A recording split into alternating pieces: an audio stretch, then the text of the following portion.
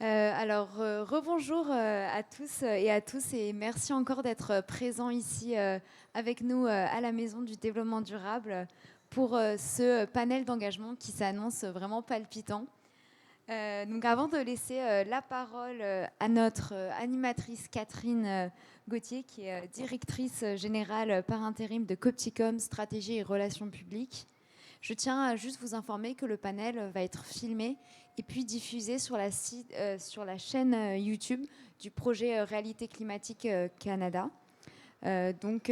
Pour que ceux et celles qui n'ont pas pu être présentes puissent après regarder la rediffusion. Mais donc, sans plus tarder, je vous invite à accueillir votre animatrice Catherine Gauthier. Merci Raphaël. Bonjour à toutes et à tous.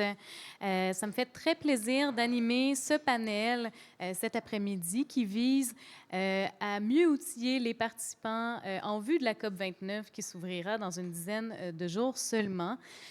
Avant de commencer, j'aimerais faire une reconnaissance territoriale. Donc, on se trouve pour ce panel à Tiohtià:ke, qui est également connu sous le nom de Montréal.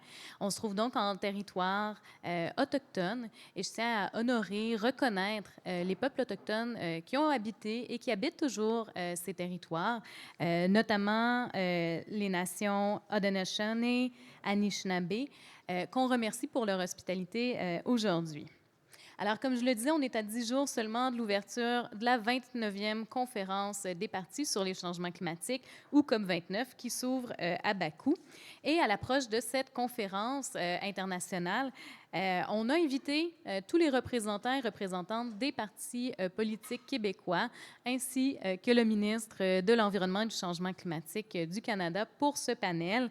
Je vous remercie tout spécialement d'être à mes côtés aujourd'hui. Merci, le ministre Guilbeault.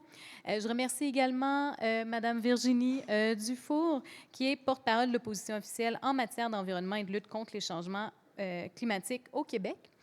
Alejandra Zaga Mendez, qui est porte-parole du deuxième groupe d'opposition en matière d'environnement au Québec, ainsi que le professeur Mark Purdon, qui est prof à l'UQAM, à l'École des sciences de la gestion, qui est également titulaire de la charge sur la décarbonisation et qui est spécialisé sur les politiques climatiques. Donc, merci à vous toutes et tous. Alors, pour ce panel, je vais y aller promptement. Je vous laisserai la parole pour un petit 2 minutes pour nous dire rapidement quelles sont vos attentes à l'aube de cette 29e conférence des partis. Dans quel état d'esprit êtes-vous?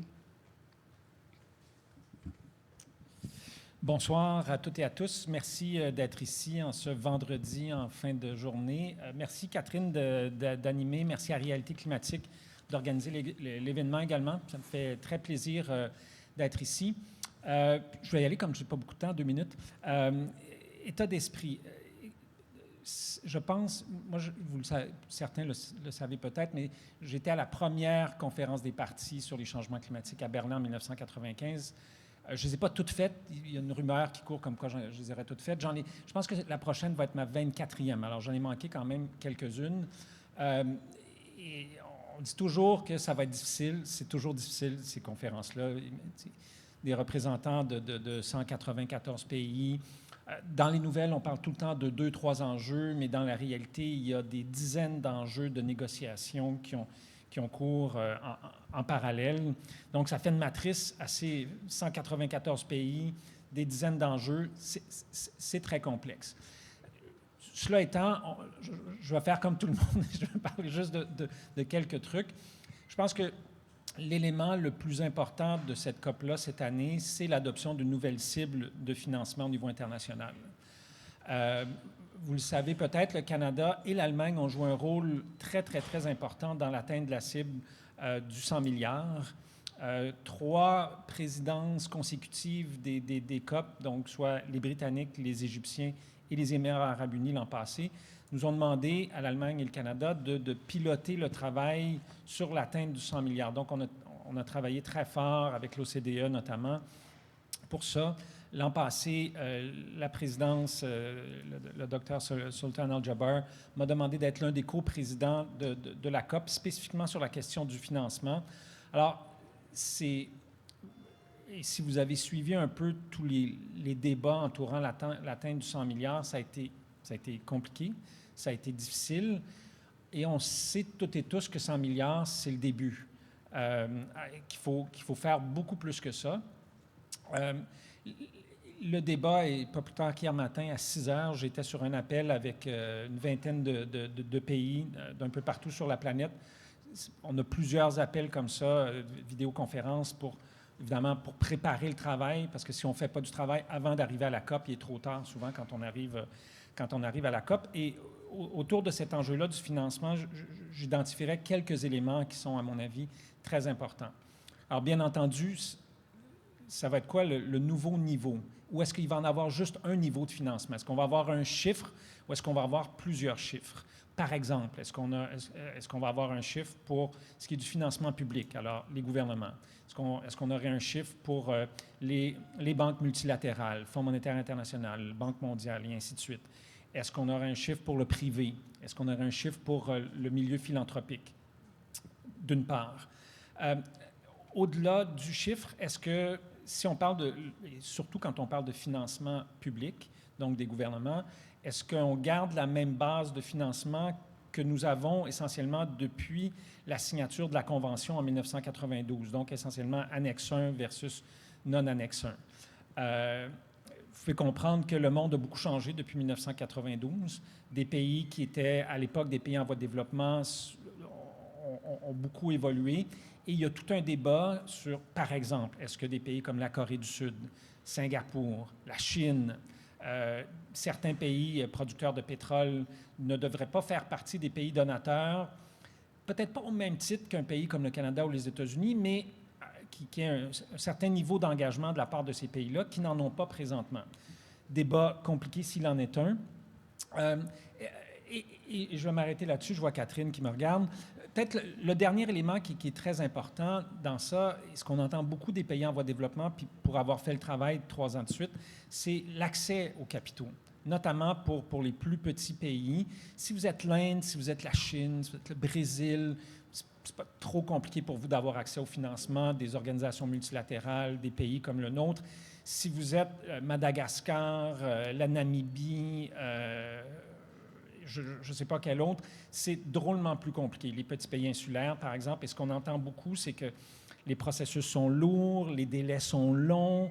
Donc, c'est bien beau de dire qu'il y a 100 milliards, qu'on l'a ramassé, mais il y en a beaucoup qui disent, nous, on ne le voit pas, cet argent-là. Alors, comment on améliore les processus d'accès? J'aurais beaucoup d'autres choses à dire, mais je vais m'arrêter là. Je pense que les attentes sont hautes. Merci pour la COP29. Je vais passer avec Mme Virginie Dufour et ensuite Alejandra Zaga-Mendez. Bonjour tout le monde. Merci beaucoup de m'accueillir ici aujourd'hui et merci évidemment à Réalité climatique Canada. C'est pas la première fois là, que je participe à des événements. Là, j'avais fait, dans mon ancienne vie, avant d'être députée, j'avais même participé à des conférences où j'étais conférencière. D'abord, je vous trouve très patient, Monsieur le ministre, très patient parce que ce que je comprends, c'est que ça fait 32 ans depuis la première COP. Vous en avez fait 24 là-dedans. Et ce que je vois, c'est des avancées minimes, malheureusement. Et là, je parle mondial. On a vu récemment, on a fracassé des records. C'est sorti récemment, 2023, des records d'émissions de GES. Je comprends, il y a peut-être certaines avancées, mais ça avance beaucoup trop lentement, à mon avis. Et quand on regarde les pronostics de l'ONU, on parle d'une augmentation actuellement si on suit les politiques climatiques actuelles, de 3,1 degrés mondial. Moi, ça me fait peur. Moi, ça me fait peur parce qu'on sait qu'ici, dans notre hémisphère nord, particulièrement où nous sommes, bien, c'est beaucoup plus élevé, la hausse de température, et encore plus davantage l'hiver. Je suis une skieuse, et une grande skieuse, et j'aimerais ça que mes enfants puissent encore skier l'hiver quand ce sera leur tour d'avoir peut-être des enfants. Puis en ce moment, je ne sais pas. Je ne sais pas si ça va arriver, je ne sais pas s'ils vont avoir 3 semaines de neige en hiver. On le voit de plus en plus, en tout cas, nous, on le voit dans les Laurentides, comment il y a de moins en moins de neige à chaque année. Ça fait peur. Bref, je vous avoue que j'aimerais ça avoir plus d'enthousiasme à l'idée de la COP, mais je sens malheureusement que ça ne va pas assez vite. Et je ne peux pas mettre sous silence la localisation de l'endroit où va se tenir cette COP. Je ne sais pas si on lance un bon signal de tenir des COP dans des endroits comme où ça va se tenir. Je vais m'abstenir de donner plus de détails, mais je pense que mondialement, là, on aurait à mieux faire là-dessus. Merci. Oui, des préoccupations tout à fait légitimes. Merci d'avoir partagé vos attentes. On peut poursuivre, oui.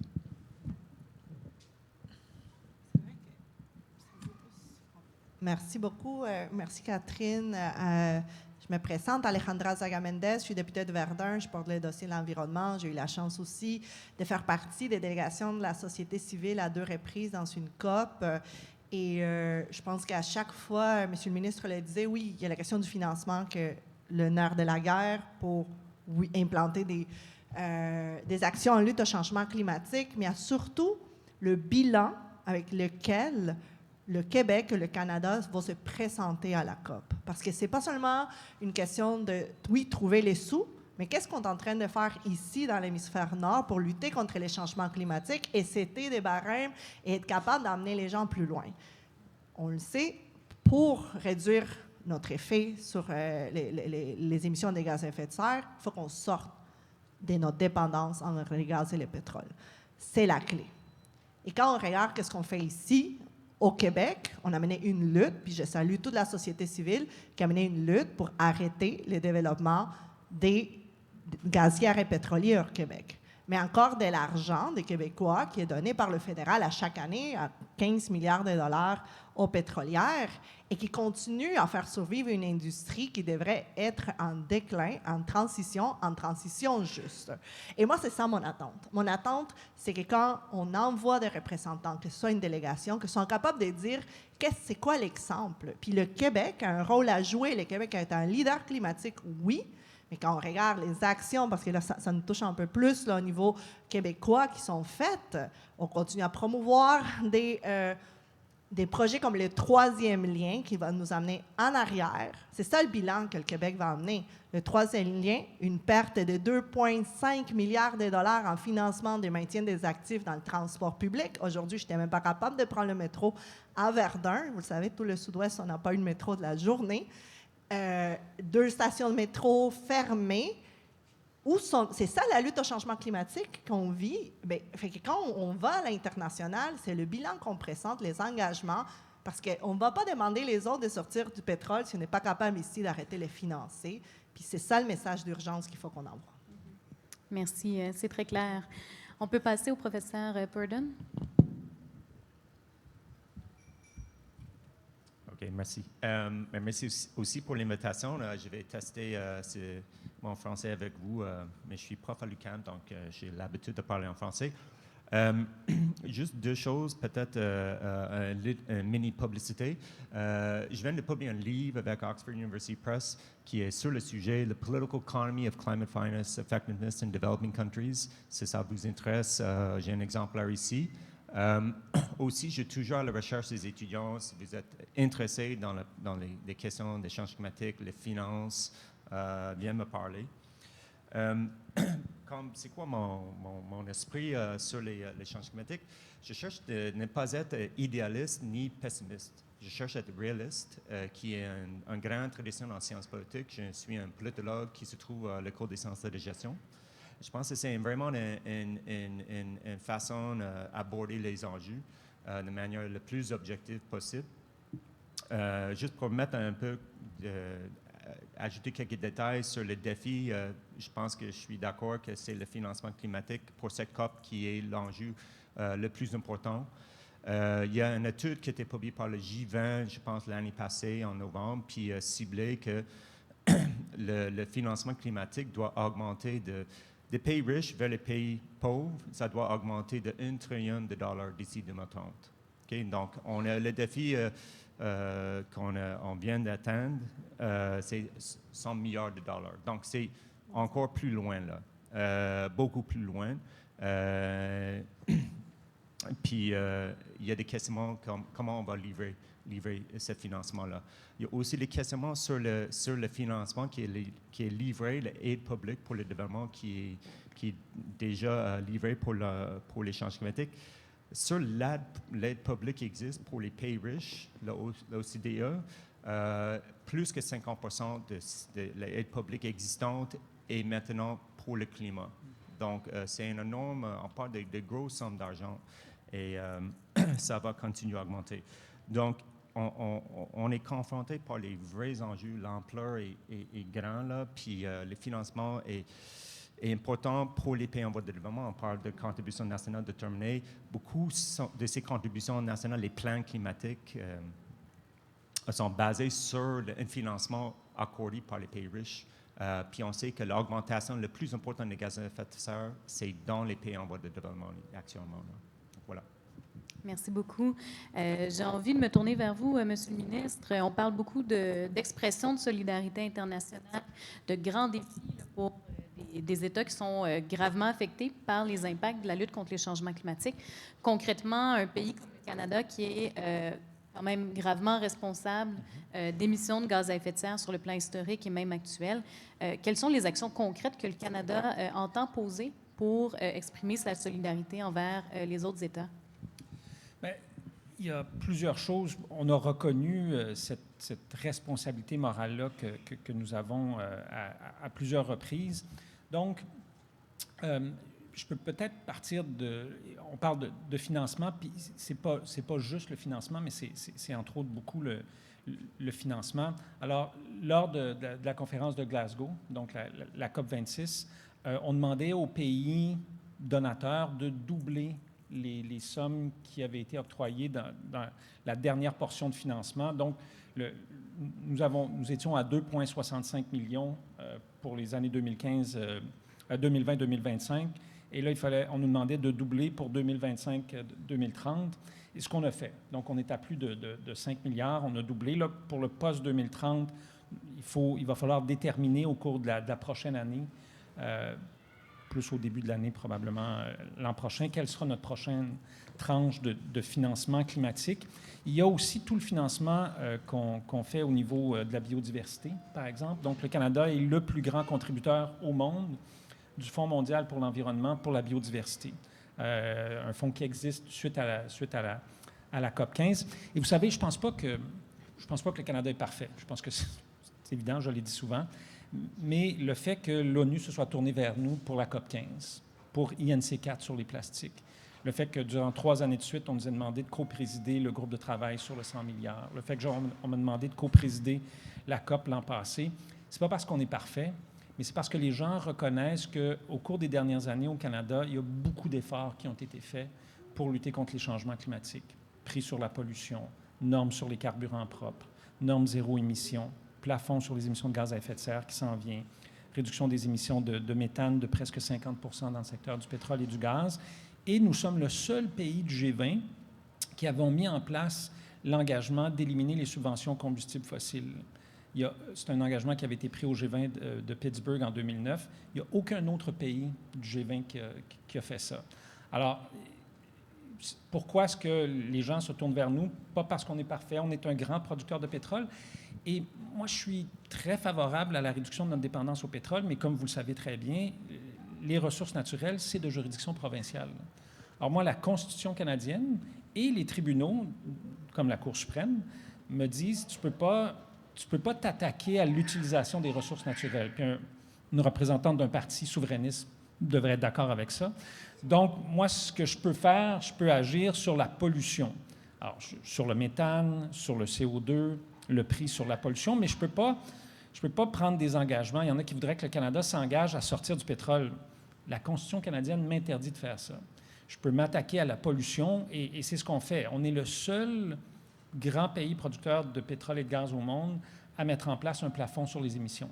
Les États-Unis, Norvège, les pays du Golfe, la Chine, aucun autre pays au monde met en place. On ne l'a pas mis en place encore, c'est vrai, mais ça s'en vient. Je dirais presque, retenez votre souffle, c'est le temps dont vous allez avoir besoin pour voir les premiers jalons du projet de plafond sur les émissions de gaz à effet de serre.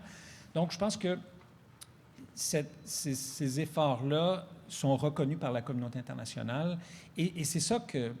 C'est un peu ça que tout le monde cherche. Peu importe que ce soit le Canada, que ce soit les autres, qu'on fasse des efforts de plus en plus importants. Les estimations varient. Est-ce que c'est 3,1, est-ce que c'est 2,3, 2,8 degrés Celsius d'augmentation?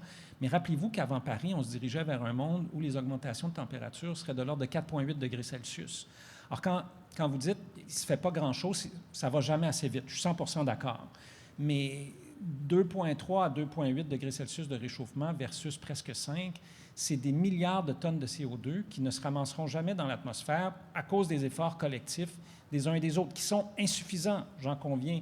Mais moi, le discours un peu fataliste, je suis avec Marc là-dessus, le discours un peu fataliste, l'ONU a... Montrez-moi l'alternative. Montrez-moi qu'est-ce qu'on devrait faire, qu'est-ce qui fonctionnerait mieux. Moi, je serais le premier à y aller. Pourquoi je retourne à l'ONU année après année? Parce que c'est, malgré tous ses défauts, c'est le seul forum que nous avons où tout le monde est autour de la table, puis on peut prendre des décisions ensemble, puis espérer que tout le monde va les mettre en place. Il n'y a pas d'autre solution multilatérale mondiale. Sinon, on se dirige vers des accords bilatéraux, mais où le phénomène des free riders est beaucoup plus important que lorsque tout le monde est autour de la table. Alors, c'est imparfait, l'ONU, le Canada est imparfait, tout le monde autour de la table est imparfait, mais dans ces imperfections-là, trouvons des façons de travailler ensemble pour faire avancer les choses. Je vais terminer là-dessus. Quand l'ONU nous a demandé d'organiser la COP 15 à 5 mois à peine de la conférence, ça prend 1 à 2 ans à organiser une COP. L'Azerbaïdjan, il travaille depuis 1 an et demi. Les Émirats arabes unis ont travaillé pendant 2 ans pour organiser la COP 28. Les Britanniques pendant 2 ans pour la COP 26. Nous, on nous a donné 6 mois, puis on nous a dit, en passant, vous allez devoir travailler avec la Chine très étroitement, un pays avec lequel vous n'avez plus aucune relation diplomatique. Beaucoup de gens au gouvernement fédéral, dans mon propre parti, qui ont sérieusement questionné mon état de santé mentale quand j'ai dit au premier ministre, « Boss, on devrait faire ça. » Mais on a réussi à le faire en mettant de côté nos différends, puis Dieu sait qu'il y en avait des différends, et qu'il y en a encore entre le Canada et la Chine, puis en disant, on va travailler sur ce qui nous unit, la biodiversité, puis la protection de la biodiversité, puis si on ne trouve pas des solutions ensemble à ça, on est condamné, autant en Chine qu'au Canada, que partout ailleurs sur la planète. Alors, oui, c'est frustrant, puis oui, il y a des limites, puis il y a des défis, mais ça reste encore notre meilleur véhicule pour arriver à atteindre nos objectifs. Merci beaucoup pour ces perspectives positives, encourageantes et nuancées à la fois. Je pense que c'est très utile d'avoir cet élément de contexte. Puis, comme vous l'avez mentionné, on a aussi des personnes qui œuvrent à l'échelle provinciale, donc on va pouvoir les entendre à l'instant. Ma prochaine question s'adresse à Mme Dufour. Tout récemment, au mois d'août, vous avez co-signé une demande de mandat d'initiative sur la résilience de nos infrastructures face aux phénomènes climatiques extrêmes qui sont de plus en plus fréquents. L'objectif, c'est d'informer les parlementaires de l'ampleur des investissements nécessaires. Donc, on peut faire des liens aussi chez nous par rapport au financement à accroître. D'après vous, en tant qu'État infranational, est-ce que le Québec en fait assez? Que devrait-il faire si on ne fait pas assez, justement, à la hauteur des défis qui nous attendent? Non. Je vais aller dans le même sens que ma collègue Alejandra. Définitivement, le Québec n'en fait pas assez actuellement. Non seulement dans ses efforts, il y a beaucoup aussi d'éléments ou de décisions qui sont paradoxales, qui sont contradictoires. Alejandra a parlé du 3e lien, mais on peut parler de beaucoup d'autres projets, annonces qui vont dans le sens contraire d'où on devrait aller. On devrait viser à prioriser, puis même Hydro-Québec l'a dit, prioriser des projets de décarbonation. On a l'électricité la plus propre au monde. On a cet avantage-là au Québec d'avoir accès à ça. On a un grand avantage stratégique, mais actuellement, on le donne pratiquement, parce qu'on le donne à des taux extrêmement bas, beaucoup plus bas que ce que ça va nous coûter plus tard pour en produire de la nouvelle électricité. Et on le donne à des projets de croissance, alors qu'on devrait prioriser nos projets de décarbonation. L'exemple des forges de Sorel, nous, on l'a beaucoup utilisé à l'Assemblée nationale, mais c'était hallucinant. C'est un projet qui aurait permis, pour 16 mégawatts, qui aurait permis d'éliminer 30 000 tonnes de CO2 par année, 6 500 voitures. Puis à la place, on a attribué le bloc d'énergie à une entreprise qui va venir faire du géotextile chez nous. Quand on fait de drôles de choix. Évidemment, on a parlé abondamment de Nordvolt, qui pourrait peut-être nous aider, mais dans les faits, quand on regarde l'immensité des sommes qui vont, si le projet se fait, qui seraient données dans ce projet-là, il y a énormément de GES qu'on pourrait sauver dans d'autres sphères. Alejandra a parlé du transport en commun, notamment, mais il y a beaucoup, beaucoup d'autres endroits. Puis là, le mandat d'initiative que vous avez mentionné, bien, nous, on a vécu, moi, je suis députée à Laval, les inondations du 9 août. C'est des milliers de personnes, juste dans ma circonscription, qui ont été inondées, pas par des rivières qui ont débordé, là, par de la pluie, des pluies historiques comme on n'en a jamais vu au Québec. C'est 170 mm qui sont tombés à peine quelques heures chez nous. Et les gens se sont retrouvés là, vraiment les pieds dans l'eau, malheureusement. Cette semaine, on a vu les pluies bibliques en Espagne. On a besoin d'investir en adaptation, changement climatique. Et on sait que ces sommes-là, si on les investit pour prévenir, bien, ça va être des économies futures. Parce que là, actuellement, on répare. Et ce que ça coûte, le Bureau du Canada, là, je ne sais pas si j'ai le chiffre, le Bureau de l'assurance du Canada, là, les sommes, là, c'est 7 milliards pour juillet et août cette année. C'est ça, 7 milliards juillet et août, qu'on me dit ici, mais je peux vous dire, moi, je sais pertinemment que je connais des centaines de citoyens juste chez nous qui n'ont pas fait de réclamation à leurs assurances parce qu'ils n'y étaient pas admissibles. Donc, dans les faits, les sommes liées à un événement, c'est gigantesque. Alors, ne pas agir va nous coûter plus cher et plus cher. Et là, je pense que plus tard, on va parler des municipalités, mais il va falloir mieux les soutenir définitivement. Je ne sais pas si j'ai terminé mon temps, mais il va vraiment falloir... tu sais, on a eu les feux de forêt. On n'arrête pas de détruire des milieux humides. Ça, c'est hallucinant. On n'arrête pas de détruire des milieux humides. Puis de l'autre côté, on dit « Ah non, on a des inondations. » Mais c'est des éponges, les milieux humides. Alors pourquoi on a un ministre qui n'arrête pas d'autoriser la destruction de milieux humides? Il faut arrêter, il faut être conséquent dans nos actions. Actuellement, l'État n'est pas exemplaire, même lorsqu'il va installer un hôpital à Vaudreuil, dans une terre agricole, à l'autre bout. On détruit non seulement une terre agricole, mais on va minéraliser un terrain. On refuse de faire un stationnement étagé, puis on décide, ah non, ça va coûter moins cher, on va faire un grand stationnement de je ne sais pas combien d'hectares.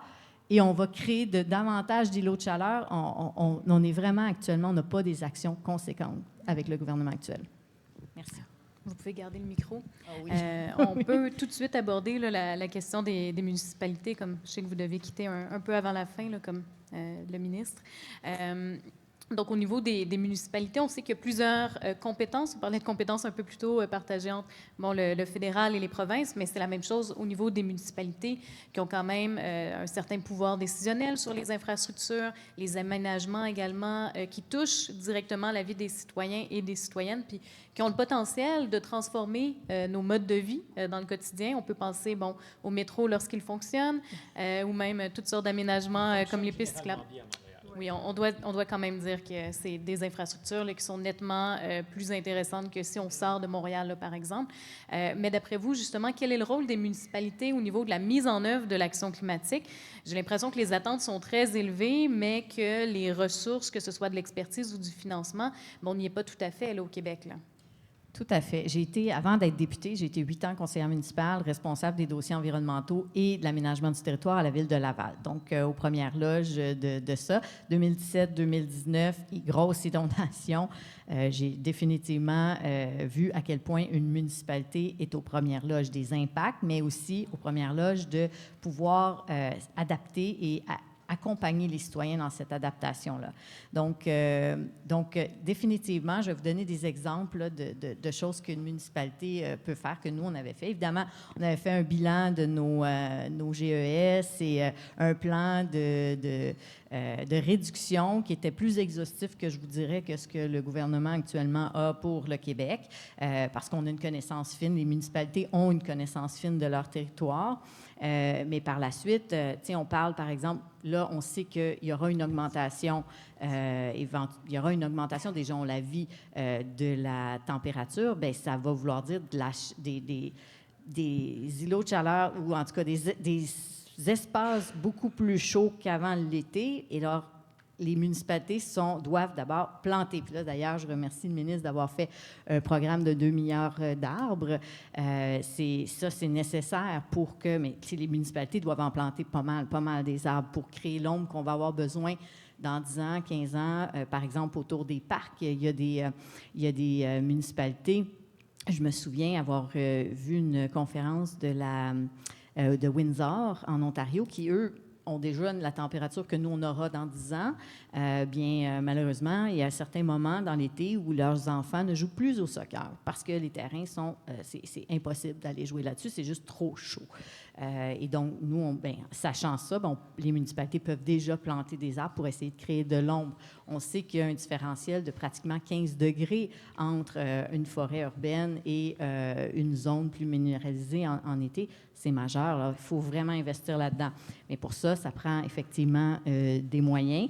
Malheureusement, les municipalités au Québec, leurs moyens pour se financer, ça reste la taxe foncière, alors que leurs responsabilités sont loin d'être aujourd'hui limitées à les déchets et tout ce qui touche les maisons. Il y a énormément de responsabilités sur les municipalités, alors ils ont besoin d'accompagnement. Et par rapport aux inondations qu'on a vues, qui étaient liées aux fortes pluies, mais c'est nécessaire de créer davantage de bassins de rétention.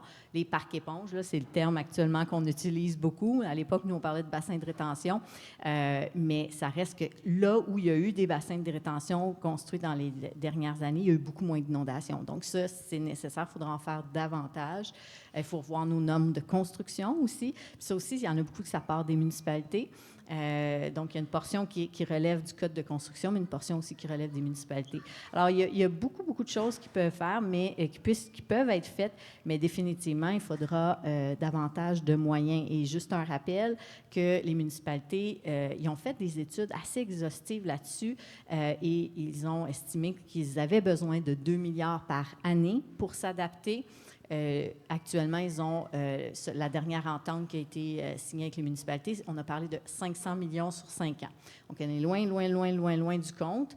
Et plus ça va aller, plus les municipalités vont crier parce qu'elles sont celles qui sont les plus impactées par les conséquences actuelles.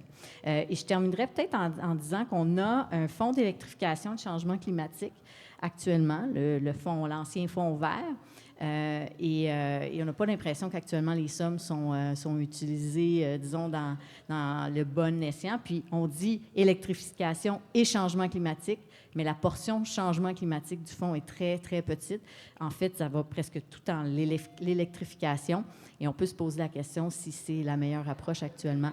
Oui, il faut réduire nos GES, mais il faut aussi, comme le dit Alejandra, réduire le nombre de voitures. Donc là, est-ce qu'actuellement, en changeant juste une voiture à essence avec une voiture électrique, est-ce que c'est suffisant? Moi, personnellement, je ne crois pas. Donc, il y aura à voir si on ne peut pas mieux utiliser ce fonds-là pour s'adapter au changement climatique.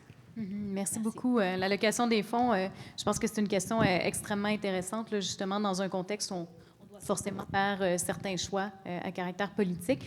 J'aimerais passer peut-être à la perspective d'un professeur pour peut-être aborder un peu plus de manière comparée la place du Canada dans l'échiquier mondial. On sait le Canada, par capita, est à la fois un pays plutôt riche et très émetteur de gaz à effet de serre. Donc, est-ce que vous pourriez nous donner quelques clés de compréhension pour voir où le Canada se situe par rapport aux autres États et globalement, en fait-il assez? Vous pouvez également compléter là, avec votre opinion personnelle par rapport à l'action climatique là, du Canada.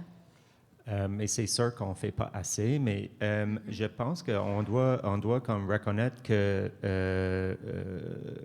la politique des changements climatiques est très, très sensible au niveau canadien. On sait que le Parti libéral qui n'est pas très populaire si on regarde les sondages, une raison, c'est la taxe sur le carbone imposée par le gouvernement fédéral. Donc, je pense que dans un sens, on doit reconnaître que le gouvernement fédéral fait ses devoirs. Je pense que depuis, on peut, peut-être certains ici, on se souviennent un peu le gouvernement de Harper avant 2015 et les élections. Puis, on n'avait pas de fierté d'être Canadien et de travailler sur la politique des changements climatiques. Je pense que le gouvernement fédéral a vraiment renversé la situation. On a doublé récemment le fonds pour le financement climatique à 5 milliards de dollars. Il faut aussi reconnaître que le gouvernement du Québec est un acteur sur le plan international avec le programme de coopération climatique internationale qui est, mais c'est peut-être le seul province canadienne qui a ce genre de programme international. Donc, c'est quelque chose. Je ne peux pas parler des chiffres, je n'ai pas eu le temps pour vraiment comparer avec les autres pays, mais on verra ce qui se passe aux États-Unis la semaine prochaine. OK? Il faut qu'on peut vivre un gros basculement. Moi, j'ai le doigt croisé que, en tout cas, je ne vais même pas en parler, mais il faut reconnaître je pense que le gouvernement fédéral canadien avance le plus tôt possible parce qu'on ne peut pas aller trop vite parce que là, on va perdre de confiance, perdre de faisabilité politique. Mais juste pour répondre sur les questions de municipalité, je sais qu'il y avait le lancement de le Fonds pour le transport en commun du Canada qui était lancé juste cet été, qui est là pour combler les besoins des transports en commun pour les municipalités à travers le Canada. C'est intéressant pour moi parce qu'il me semble que ça réplique un peu une politique qui existe en Californie que je connais assez bien aussi. Mais c'est sûr qu'on ne fait pas assez, mais il y a des défis politiques à confronter aussi au Canada pour aller plus vite. Puis on doit s'ajuster et reconnaître que ce n'est pas facile là, sur le plan politique à accélérer à la vitesse nécessaire. Merci beaucoup. On l'a effleuré, la possibilité d'élection du côté américain. Ça se passe aussi chez nous à l'échelle canadienne. Il y a des éléments au niveau international, des grands rendez-vous comme le G7, qui peuvent aussi influencer le rôle que le Canada peut jouer. J'aimerais vous entendre, Monsieur le ministre, sur quels sont les liens justement avec ces autres forums. Je crois qu'aujourd'hui, l'attention était beaucoup tournée vers la COP29, mais il faut dire que les questions climatiques ne sont pas débattues, négociées que lors d'un forum spécifique sur le climat. Donc, quels seraient les liens justement à faire avec d'autres rendez-vous d'envergure internationale comme le G7 ou même ce qui peut se passer là, du côté sud de la frontière? Bien, merci. Et merci pour les bons mots sur le programme des 2 milliards d'arbres. Je ne peux pas prendre les mérites de la mise en œuvre. C'est un engagement qu'on a pris dans la dernière élection, mais c'est le ministère des Ressources naturelles, c'est Jonathan Wilkinson qui en est responsable. En fait, maintenant, la question du climat est devenue un enjeu d'actualité internationale. Et il se passe rarement une rencontre, que ce soit le G7, le G20, l'OCDE, évidemment la COP, ou encore le traité de l'ALENA dans sa nouvelle version, plusieurs éléments au niveau de l'environnement, du climat avec le Mexique, les États-Unis. Donc, j'étais au dernier G7 en Italie. Évidemment, la question est maintenant... En fait, on a une rencontre du G7. Généralement, c'était le cas au Japon l'année précédente, des ministres de l'Environnement, des ministres de la Nature et des ministres du Climat ensemble. Parce que, évidemment, ces questions-là sont très liées. Le Canada sera l'hôte du G7 l'an prochain. On va sûrement se dépêcher de faire ça pour faire ça dans le premier trimestre de l'année, au cas où il arriverait quelque chose après ça. Mais il va y avoir plusieurs... Donc, la façon dont ça fonctionne, c'est qu'il y a plusieurs rencontres préparatoires, ministre de l'Environnement et du Climat, ministre des Finances, et ainsi de suite. Et ça culmine avec le sommet des chefs, qui est... normalement, c'est plus tard, mais toute blague à part, on a décidé de se dépêcher vraiment au cas où. Donc, le sommet des chefs à Kananaskis, c'est au mois de mars, si je me souviens bien. Alors, toutes les rencontres préparatoires vont avoir lieu avant ça. Donc, c'est sûr que pour nous, pour la présidence canadienne, j'ai déjà commencé à parler avec, par exemple, des représentants d'un peu partout, qu'ils soient membres du G7 ou non. Par exemple, c'est le Brésil qui va être l'hôte de la COP 30 l'année prochaine. Alors, est-ce qu'il y a des choses que nous, des engagements qu'on peut prendre ou des trucs sur lesquels on peut pousser au G7 qui vont aider le Brésil dans le cadre de sa COP? Et je vous dirais qu'on a d'excellentes relations avec le gouvernement de Lula. Beaucoup d'atomes crochus. Ils sont probablement plus à gauche que nous le sommes encore, mais on travaille très, très bien ensemble. J'ai des rencontres régulières avec la ministre de l'Environnement, Marina da Silva, qui est une militante à la fois pour la question des Autochtones au Brésil, mais aussi pour la question climatique et environnementale. D'ailleurs, dans l'histoire récente du Brésil, il y a 2 moments où la déforestation a diminué en Amazone. Curieusement, c'est les 2 fois où le gouvernement Lula était au pouvoir. Trouvez l'erreur. Alors, donc, on est en train de déterminer quels seront les éléments sur lesquels on va vouloir mettre l'accent pour le G7 au Canada l'an prochain. C'est sûr que, dépendamment de ce qui va se passer à la COP29 autour du financement international, est-ce que c'est quelque chose sur lequel on voudrait revenir puis utiliser notre présidence du G7? On doit conclure une entente sur les plastiques, sur l'élimination de la pollution plastique d'ici 2040. Ottawa est à l'autre de INC 4. INC 5 va avoir lieu en Corée du Sud. On doit avoir un nouveau traité international.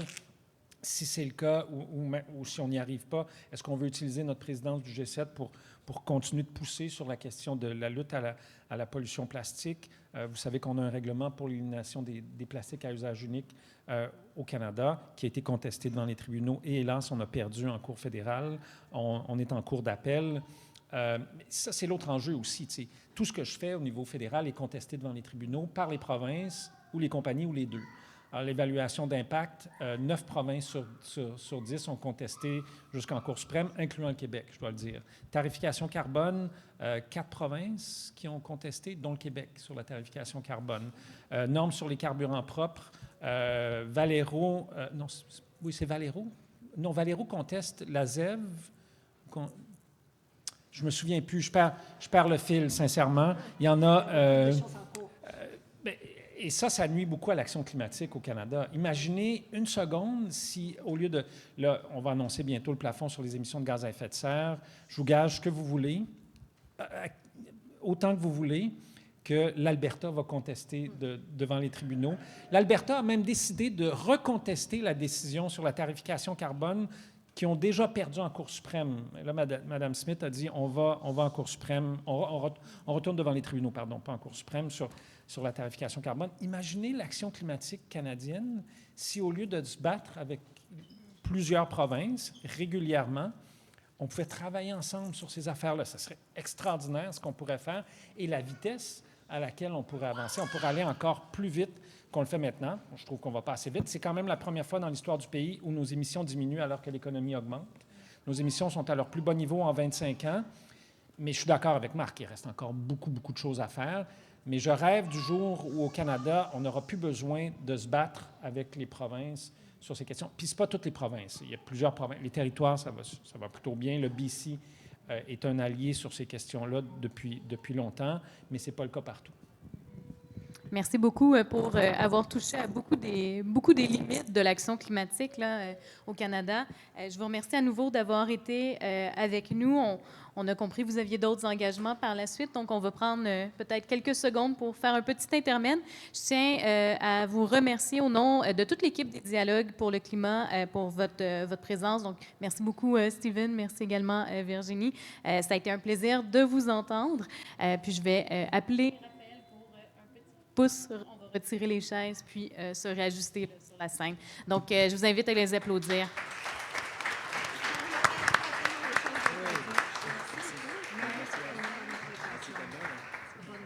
Merci beaucoup. Merci, Catherine. On n'arrive pas là, nous autres. C'est pour ça que j'ai fait bonne cop à Steven. On va juste se recoller. Faire comme ça pour continuer. Ah oui, parce que ça ne fonctionne pas. Merci. Là.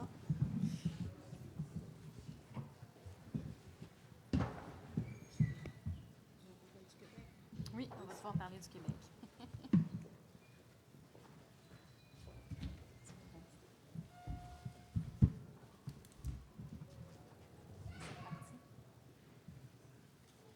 Alors, on est reparti. Entre nous, on va parler plus en détail de la situation au Québec. Je vais commencer avec vous, Alejandra. L'année dernière, vous avez réagi à une déclaration du ministre de l'Environnement et des Changements climatiques, M. Benoît Charette, en demandant d'écouter la science et de mettre en place des actions concrètes qui sont basées sur des données et sur l'expertise scientifique. On est maintenant 1 an plus tard.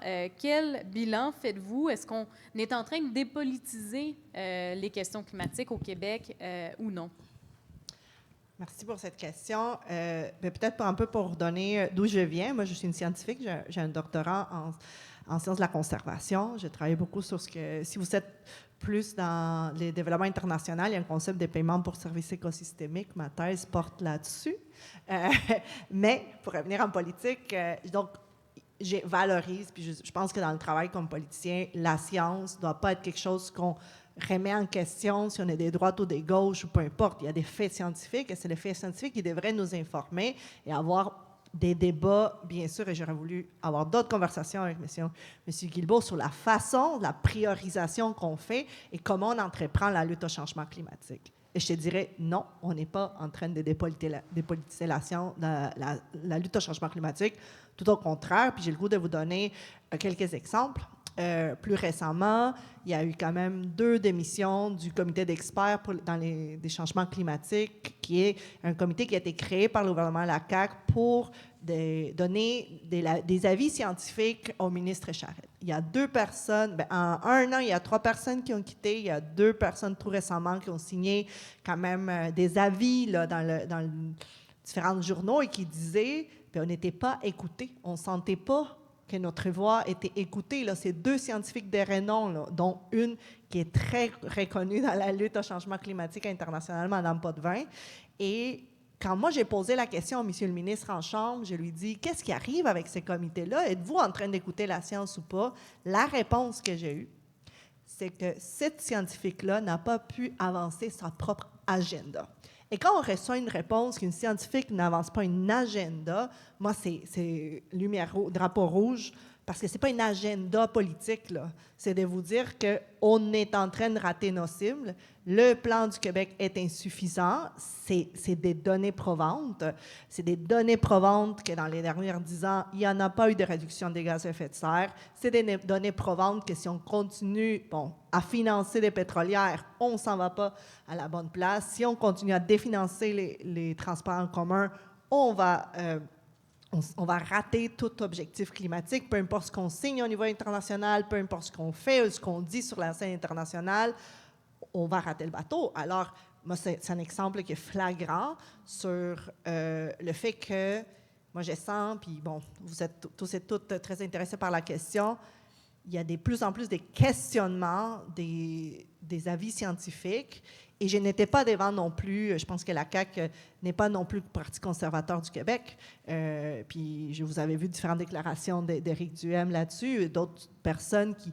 En fait, la science devient un avis politique, devient une position politique et n'est pas la base de nos discussions.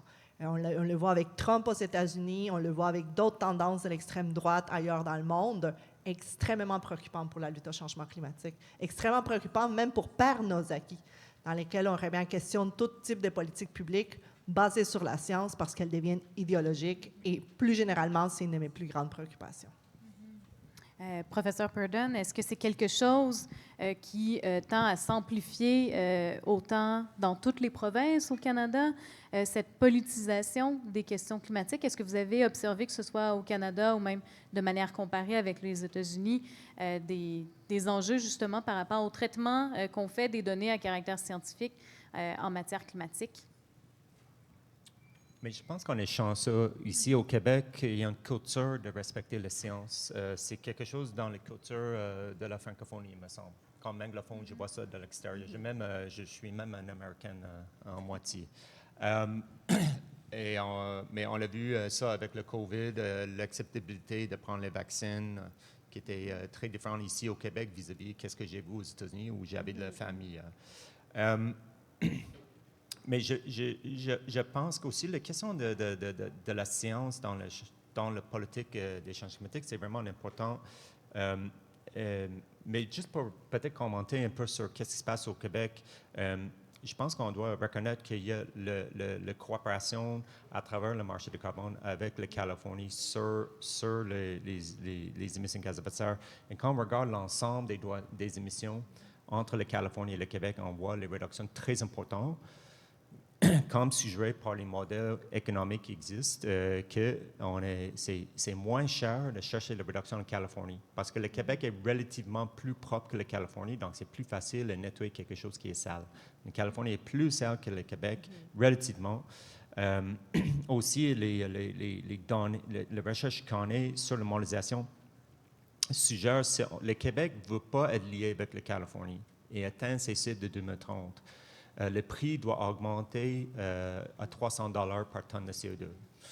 Ça, c'est basé sur la modélisation de SMIA, une compagnie, une entreprise de consultation ici au Québec. Le prix actuel, c'est $40. Donc, on a augmentation de $40 à $300. En 600 là, c'est une énorme transition. Okay? Mais avec les liaisons avec la Californie, on est capable de réduire ces coûts de manière importante. Là. Il y a les questionnements sur le fonctionnement du marché du carbone, je suis d'accord, on peut en discuter, mais c'est quelque chose qu'on cherche aussi à pousser à niveau international. Ça, c'est un autre sujet à l'ONU qu'on cherche à aborder. Donc, je vais juste m'arrêter là. Oui, on peut y aller justement. Un des sujets de prédilection que vous suivez, c'est les négociations entourant l'article 6. Probablement que dans la salle, ça vous dit quelque chose. Je vois plusieurs hochements de la tête. Mais on en est où en ce moment en termes de négociations internationales? Puis peut-être pour les moins férus, c'est quoi l'article 6 de l'accord de Paris? Je peux continuer? Mais l'article 6, c'est comme dans l'accord de Paris. Donc, il y avait le marché du carbone qui a été créé par le protocole de Kyoto. Mais quand on parle du marché du carbone, c'est pas du tout populaire dans les négociations sur les changements climatiques.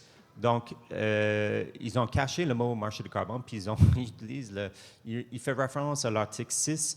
Dans l'article 6, je pense que la terminologie exacte, c'est il y a deux articles, le 6,2 qui est la coopération volontaire, qui veut, dans un sens, utiliser ça en diagonale, la façon que c'est interprété et les acteurs cherchent à la mettre en œuvre, c'est l'échange des droits d'émission, comme le SPED du Québec. Puis un autre article 6,4 qui est appelé le mécanisme de développement propre, qui est très semblable au mécanisme mécanisme de développement durable, là, qui est très semblable au mécanisme de développement propre qui a été créé pour le protocole de Kyoto. Donc, à Glasgow, en 2021, il y avait les lignes directrices qui étaient... il y avait une attente d'aller devant avec les lignes directrices. Ça, c'est en 2021. Mais on est en 2024. On n'est pas opérationnalisé les deux articles. Puis, c'était supposé être fait l'année passée à Dubaï. Mais ils ont avait des misères parce que c'est très, très controversé pour des raisons que je pense qu'on connaît. Donc, c'est quelque chose qui reste toujours. Ça, c'est quelque chose, peut-être ils vont être capables de chercher une attente finale à Bakou.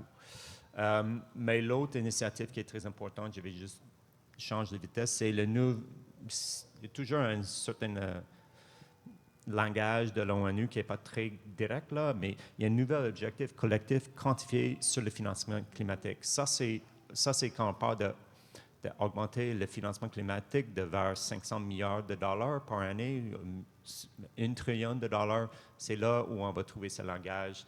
Et c'est quelque chose on doit trouver une attente à Glasgow aussi, à Bakou. Donc, il y a de gros questionnements sur tous ces enjeux-là, mais on verra ce qui se passe pendant les négociations.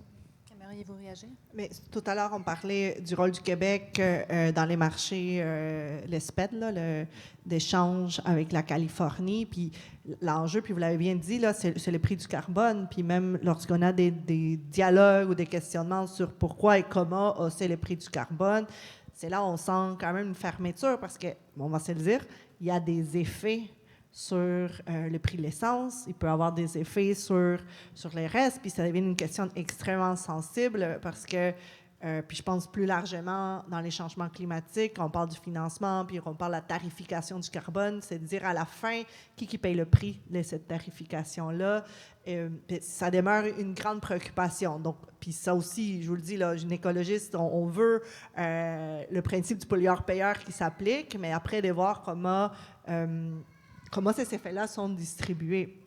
Parce que les effets des changements climatiques, bon, vous le connaissez aussi, les effets des changements climatiques, eux, sont distribués de façon disproportionnelle, dans le sens que c'est les personnes qui sont toujours en bas de l'échelle qui vont payer davantage les coûts, vu qu'ils ont moins de capacités d'adaptation, etc. Donc, ça, c'est notre sensibilité. Ceci dit, nous, on est pour la hausse, puis continuer de garder le SPED et le hausser, parce que les engagements qu'on a pris sur la scène internationale, c'est la réduction ici. Et c'est là où, quand on a des échanges avec la Californie, puis vous avez très bien expliqué, on a tendance à faire les offsets ailleurs plutôt qu'au Québec. Là. Fait que ça, c'est le nerf de la guerre pour la lutte au changement climatique et atteindre les objectifs du Québec. Merci. J'aimerais peut-être revenir, on parle beaucoup là, de marchés internationaux. C'est un peu un miracle, visiblement, que le Québec et la Californie aient réussi à maintenir le marché dans le contexte international. Il y aurait certainement des liens à faire avec les mécanismes internationaux qui pourraient déboucher un peu plus tard. J'aimerais nous amener sur des pistes de collaboration pour une action climatique renforcée. On entendait des exemples tout à l'heure, entre autres avec le ministre de l'Environnement au niveau fédéral, qui nous dit à quel point c'est difficile de travailler ensemble de manière collaborative, dans ce cas-ci, bon, avec les provinces. On sait aussi à l'échelle québécoise qu'il peut y avoir des défis, que ce soit, bon, certaines tranches de la population qui n'adhèrent pas aux mesures, bien quand même que l'action climatique fasse l'objet d'un consensus. Là, on est assez chanceux de pouvoir s'asseoir sur ce consensus très fort en faveur d'une action climatique renforcée au Québec. D'après vous, ce serait quoi les pistes pour améliorer cette collaboration-là, que ce soit avec la société civile ou même d'autres représentants au niveau politique, le palier municipal aussi qui joue un rôle clé? Comment est-ce qu'on travaille mieux ensemble au lieu de se poursuivre là, à tour de bras?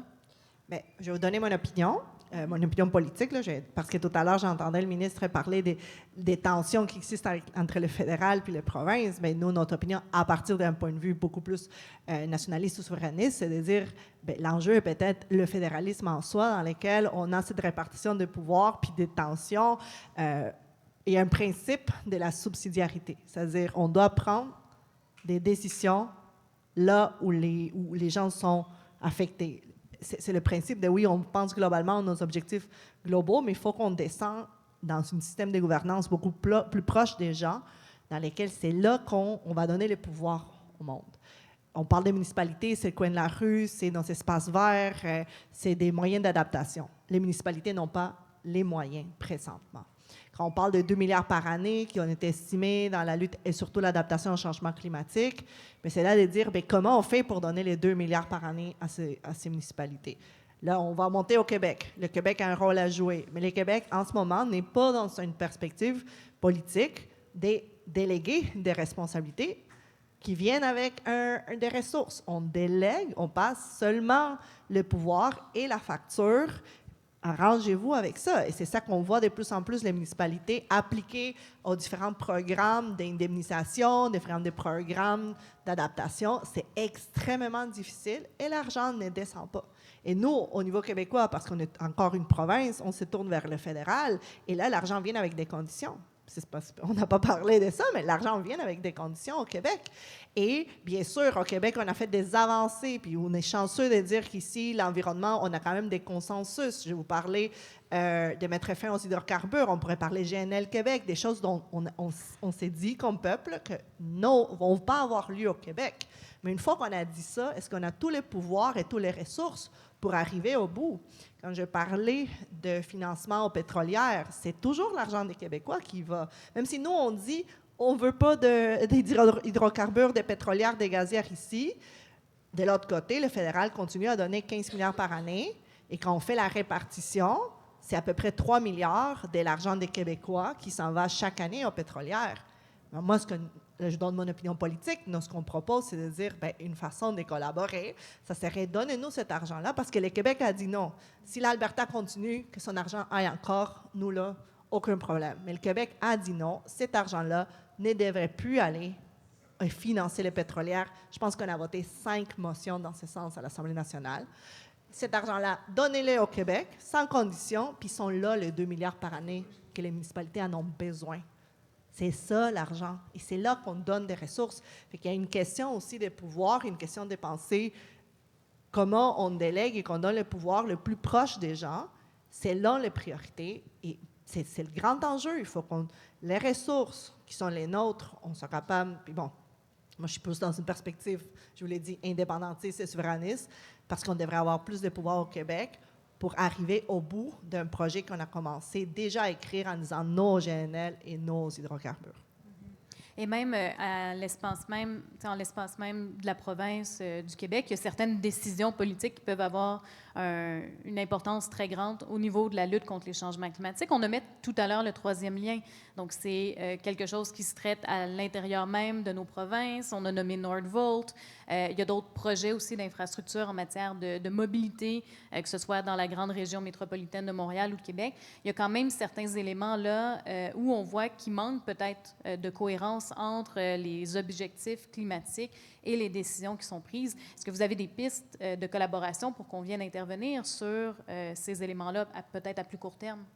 Bien, là, je parle peut-être plus de la société civile.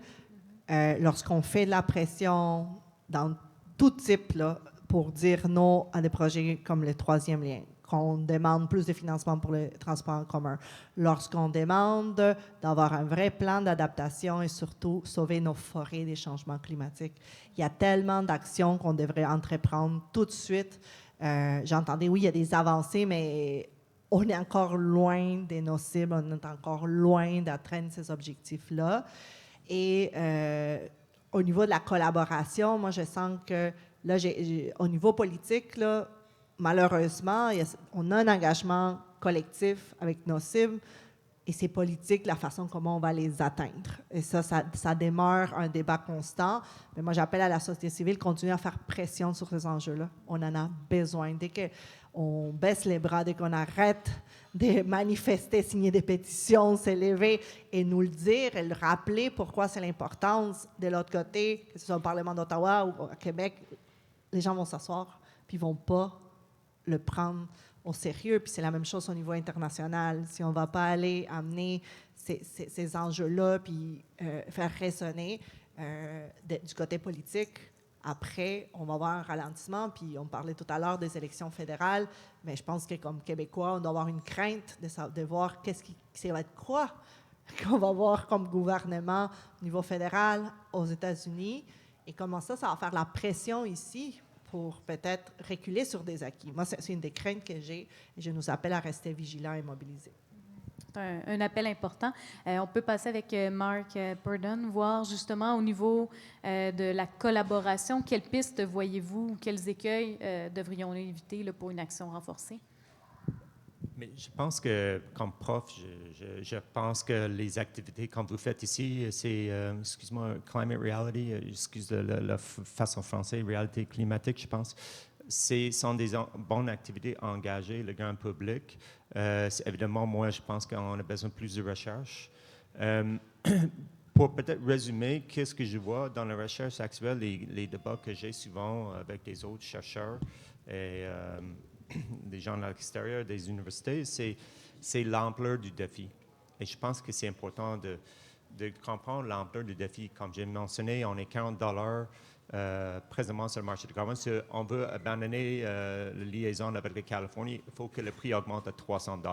On doit abandonner complètement la voiture à l'essence d'ici 2030. Est-ce que c'est réaliste? On parle aussi du financement climatique international. On doit passer de 100 milliards de dollars à 1000 milliards de dollars, 1 trillion de dollars. Donc, c'est des ordres de grandeur qui, je trouve que souvent, c'est difficile. Et quand on parle de l'ordre de grandeur de cette taille-là, des changements nécessaires, je pense qu'on a besoin de chaque solution. Et des fois, il y a des critiques de cette solution n'est pas bonne, je veux cette solution. Et je trouve que là, on doit peut-être se calmer un peu, puis regarder ça de manière, OK, on a besoin de tout sur la table, puis on verra, on ne va pas les injustices, des choses comme ça. mais il y a plusieurs solutions qui sont disponibles, puis on ne les utilise pas assez, à mon avis. Donc, voilà, je vais terminer là. Merci. Vous faites un appel à la société civile. Dans la salle, il y a peut-être des personnes qui aimeraient poser des questions. Donc, si c'est le cas, je vous invite à nous faire signe, puis on pourra prendre quelques questions là, en rafale. On a un micro qui est prêt.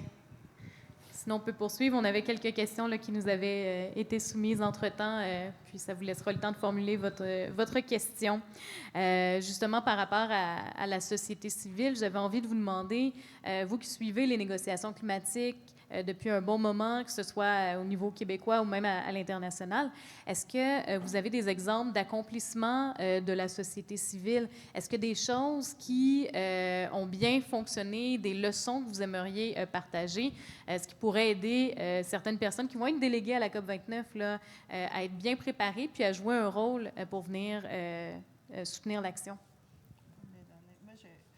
Je m'en souviens, en 2012,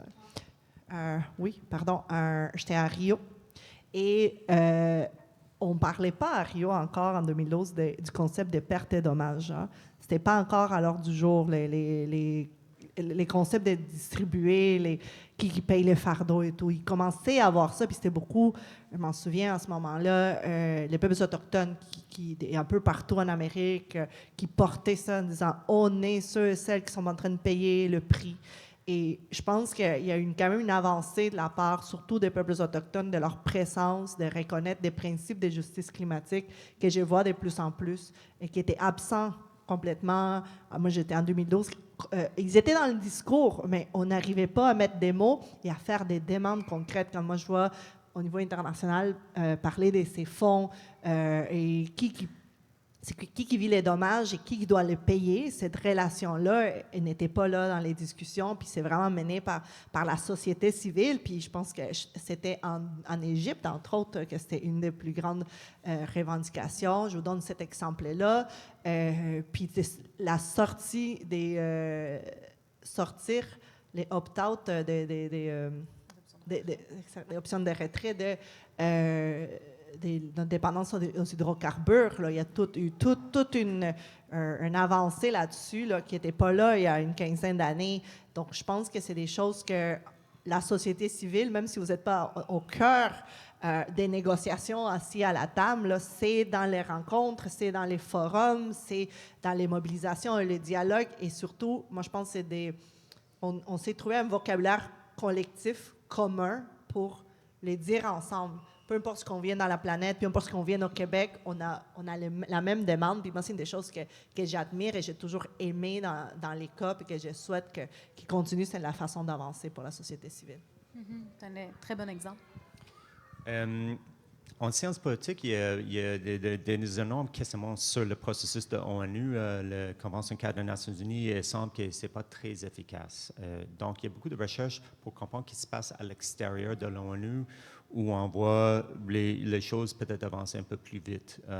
Il y a des accords régionaux, on peut en discuter, mais je vais juste souligner, c'est les efforts des entreprises, la responsabilité sociale des entreprises, des ONG qui travaillent ensemble, qui cherchent à avancer des initiatives pour réduire les émissions de gaz à effet de serre et s'adapter au changement climatique. Je sais il y a beaucoup de questionnements sur les choses comme le marché volontaire de carbone, mais ça bouge aussi de manière importante. Il y a comme l'Integrity Council pour le Voluntary Carbon Market. Ils cherchent à organiser tous les acteurs qui existent sur le marché volontaire actuellement. Là, puis c'est une certaine gouvernance, là, malgré le fait que c'est peut-être pas un gouvernement qui impose cette gouvernance, mais donc, il faut regarder à l'extérieur. Ce n'est pas juste l'ONU qui est l'acteur, puis en fait, l'ONU, il y a ses limites importantes. Là. Le OMC commence à être un joueur quand on parle des douanes pour le carbone, excuse-moi. Donc, il y a beaucoup des acteurs. Il faut regarder à l'extérieur de l'ONU. Le COP, c'est fun, c'est sexy, c'est à Bakou cette année, que je trouve intéressant parce que c'est parmi les premiers spots au monde où on a exploité le pétrole avec une grosse histoire. Moi, je pense qu'ils ont besoin de ces pays embarqués dans la transition énergétique, donc je trouve ça intéressant. Mais ce n'est pas juste la ONU qui fonctionne. Oui, merci. On a une question de la salle de Marie-Ève Leclerc. Merci, Marie-Ève Leclerc. Je suis chargée de projet en mobilisation citoyenne. Ma question va s'adresser à Mme Mendes. Les citoyens au Québec sont parmi les plus mobilisés. Les sondages le démontrent. Les gens sont prêts à de l'action climatique. Ils en demandent de plus en plus auprès de leur gouvernement. Donc, ils sont exigeants. Ils signent des pétitions. On a eu en 2019 la marche pour le climat la plus importante sur la planète. Où est-ce que ça bloque? Comment est-ce que les citoyens peuvent signifier davantage ou par d'autres mots ou d'autres moyens ou pour faire avancer le gouvernement? Est-ce que c'est qu'on n'utilise pas les bons moyens, les mauvais mots, etc.? On a un gouvernement majoritaire de la CAQ qui ne semble pas réceptif à l'ambition, en fait, qui est demandée par la société. On est rendu où? Puis il y en a même qui montent des ponts, qui mettent leur vie et leurs droits, leur liberté en jeu. La question, c'est, mais qu'est-ce qu'on doit faire pour se faire entendre? Grande question. J'entends, puis là, je vais jouer deux rôles. Le premier, comme en 2019, la demande de la société civile, puis je m'en souviens, à ce moment-là, la CAQ n'avait même pas de plan de lutte au changement climatique, OK? On est parti de là, ensemble. Il faut se rappeler, là, il n'y a même pas de cible de réduction en 2030. Moi, je suis extrêmement critique de ce plan-là. Il faut se rappeler une chose. Il faut se rappeler aussi ce qu'on a gagné en faisant cette mobilisation. C'est un plan, un engagement en 2030, insuffisant, certes. On aurait pu aller plus loin, certes. Bloquer les hydrocarbures, on a bloqué GNL. Je pense que c'était pas mal ça. Là, j'ai regarde Céline en arrière qui me fait comme ça. C'est quand même le bon bilan. Donc, mais pourquoi je dis ça? J'essaie de nous dire ça parce que ça ne servait pas à rien, se mobiliser puis être dans la rue. C'est extrêmement important. Mais là, il arrive des phases dans cette mobilisation, et je ne suis pas non plus une experte des mouvements sociaux, dans lesquels il y a des gens qui viennent, puis là, tout le monde est bravo. Et là, on est devant, moi, je pense, un immobilisme de la part de la CAQ, devant nous, dans lesquels ils disent, on en a fait, c'était assez, soyez contents, on est meilleur que tout le monde. Al Gore m'a dit que j'étais bon, parce que c'est ça qu'on va nous dire François Legault. Al Gore m'a dit, ça va bien, tout est beau dans le meilleur du monde, on continue. Et il faut rompre avec ça. Puis je pense que c'est un défi collectif, c'est autant notre défi à l'intérieur, puis je prends aussi ces rôles-là, parce qu'il y a eu aussi une façon de montrer que l'action climatique pouvait se faire par l'électrification des transports, on va aller chercher des usines, des batteries, et tout ça, ça renforce pour moi un discours de on peut continuer en faisant la même chose, mais en étant plus vert. Et ça démobilise certaines personnes parce qu'ils sentaient comme ah ben oui, il y a des choses qui se font pour l'environnement, mais c'est peut-être pas ça qu'il faudrait prioriser tout de suite. Et là, j'ai peut-être pas toutes les réponses et qu'est-ce qu'on fait. Mais le fait de rester mobilisé. Moi, tout à l'heure, j'étais dans une mobilisation pour le transport en commun. Oui, il n'y avait pas beaucoup de monde, mais il y en avait une. Puis moi, je salue à chaque fois qu'il y en a une parce que ça nous rappelle puis ça nous ramène sur OK, on ne fait pas assez. Et moi, je peux me lever en chambre tous les jours puis le dire, mais tant autant qu'on ne nourrit pas constamment, puis il y a des moments que ça va être difficile. Puis je pense que on en a vu certaines manifs qui ont perdu leur force de mobilisation. On en est un. On est en train de vivre un. Mais il ne faut pas se décourager. Et qu'est-ce qu'il faut faire? Il faut juste continuer. Et moi, je vous dirais, en ce moment, je parle beaucoup de transport en commun, mais on l'a fait avec GNL. On s'est unis autour d'une cause, c'est poser une chose, c'est mettre nos efforts collectifs dans tout. On a parlé tout à l'heure dans une perspective plurielle d'action, ça va permettre d'avancer. J'espère que je réponds à cette question-là, mais il faut juste continuer parce qu'en ce moment, si on se dit il n'y a plus rien à faire, c'est comme si on donnait une tape dans le dos de rester assis sur leur laurier. Merci, Mme Mendes. Je retiens qu'on doit appeler Al Gore pour qu'il retire ses paroles. Ah oui! Ah oui, s'il vous plaît. Mais merci. Je vous le dis, on se fait le servir ça tout le temps. Est-ce que vous souhaitiez réagir, commenter? Est-ce que ça se passe comme ça aussi ailleurs? Est-ce que c'est vrai, justement, que la mobilisation fonctionne, peut fonctionner? D'après vous, est-ce que vous observez ces mêmes résultats? Ben, je sais qu'il y a des recherches en sciences politiques qui indiquent que oui, la société civile, les mouvements sociaux ont un impact. Il y a un impact. Je ne suis pas un expert sur cette littérature, mais je pense que la question, c'est quoi l'ampleur de cet impact-là? Oui, parce que souvent, c'est difficile de mesurer le vrai impact. Là. C'est comme les économistes vont parler, oui, ça va réduire une certaine quantité des émissions de gaz à effet de serre si on met un prix, mais avec les mouvements sociaux et les opposés en sociologie, c'est plus difficile de calculer les impacts. Donc, il faut être vigilante parce que on ne sait pas exactement ce qui se passe, mais il y a la recherche qui indique qu'il y a vraiment un impact. C'est plutôt complexe. Est-ce qu'on avait une autre question de la salle? Oui. Oui, bonjour. Merci pour votre temps. Je m'appelle Dominique Masquet, je suis étudiante à l'Université de Montréal en sciences politiques, à la maîtrise. Puis, moi, dans le fond, j'aurais une question. On a beaucoup un peu parlé du transport, des combustibles fossiles, puis justement la réduction des GES, bien évidemment. Puis moi, dans le fond, ma question, c'est peut-être un peu plus au niveau micro, notamment avec les politiques québécoises à ce niveau-là.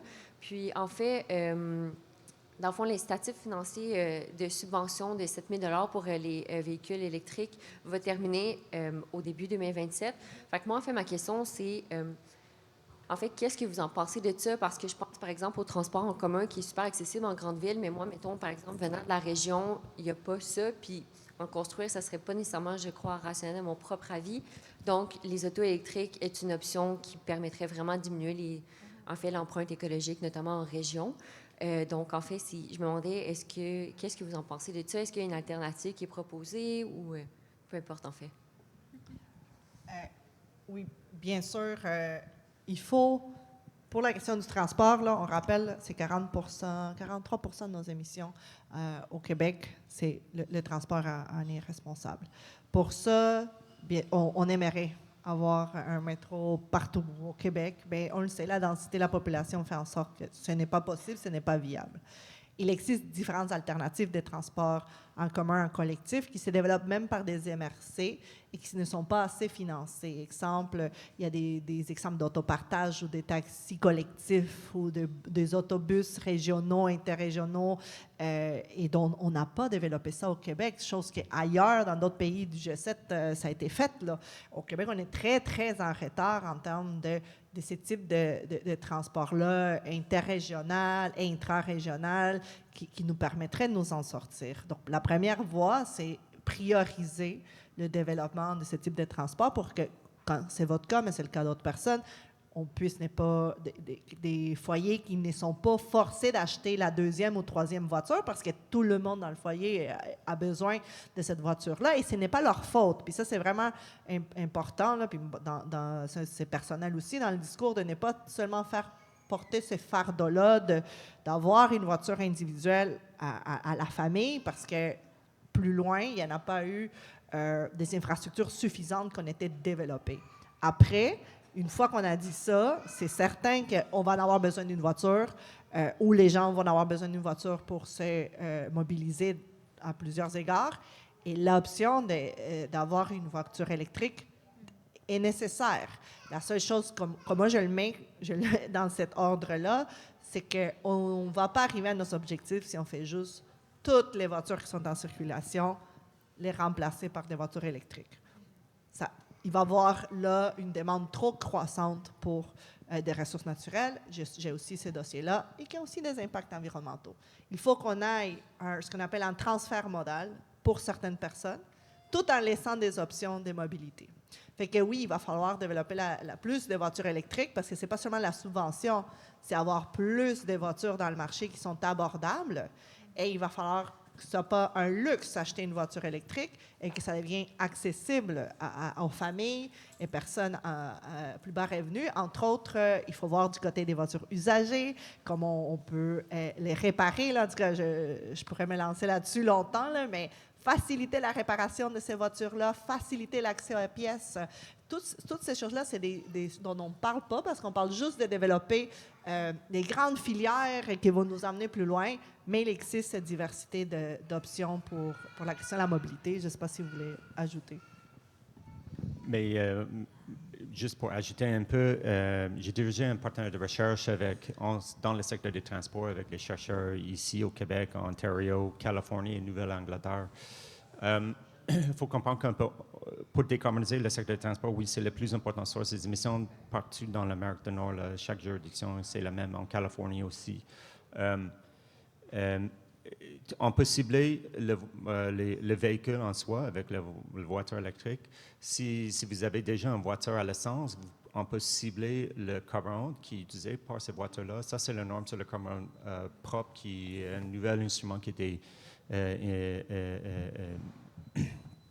opérationnalisé, je pense, il y a 2 ans là, au Canada fédéral, qui est aussi contesté comme le deuxième taxe sur le carbone par les conservateurs.